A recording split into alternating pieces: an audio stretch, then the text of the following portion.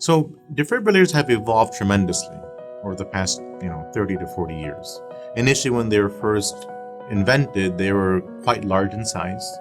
You could compare it to the size of a Walkman. And back in the day, a big cassette player, and they were so big you could not put them over the skin or beneath the skin of the chest wall.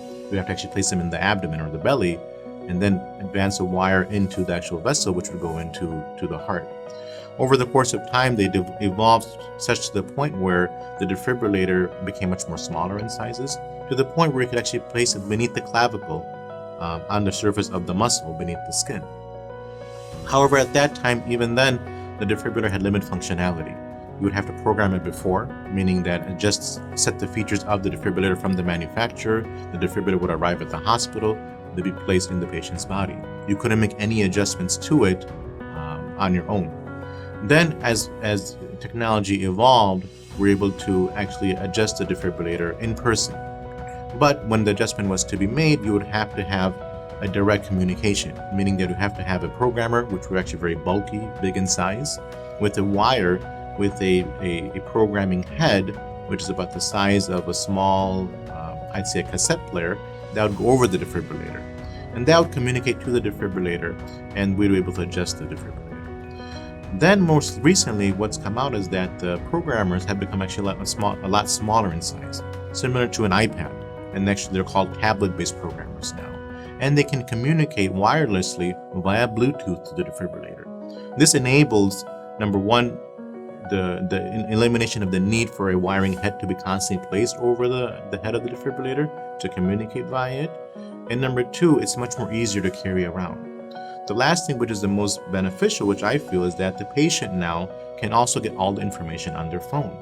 And it basically, with the way technology is advancing, with smart-based, watches, giving patients the control of their health in terms of how their activity level is. This is just another feature which enables that, so that the patient know about what their defibrillator is, how much battery life is on the defibrillator, whether or not they've had any alerts or any events, in their body with their heart, and it's at the hand and basically in the palm of their hand. That really puts the patient in charge of their own health, and that, I think, that's the most beneficial. And this is done by what we call Bluetooth technology. The defibrillators themselves are there's always a concern for privacy, but the actual standards that the defibrillators, the manufacturers they are using, are compatible with the national standard security measurements that actually banks use and other government institutions. So it's very safe.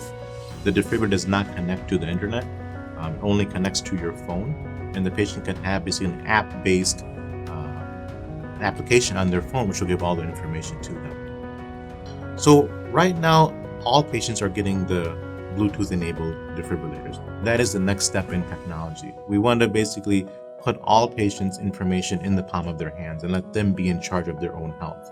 I think as technology has advanced over the past several years and smartphones have become so much more readily available, we're offering this application to almost every single patient. Now, there may be certain patients that are much older that may not be comfortable with smartphones, and in them we still offer that defibrillator. The defibrillator is there, it has the technology available to them, but necessarily they don't have to use that technology. For them, what we do is that instead of having the information on their phone, we use the traditional type of transmission of information. The defibrillator is still there with the Bluetooth-enabled technology, but they don't have the app on their phone. And what they do, they have actually a wireless monitor at their bedside that will serve as the portal of communication to their physician.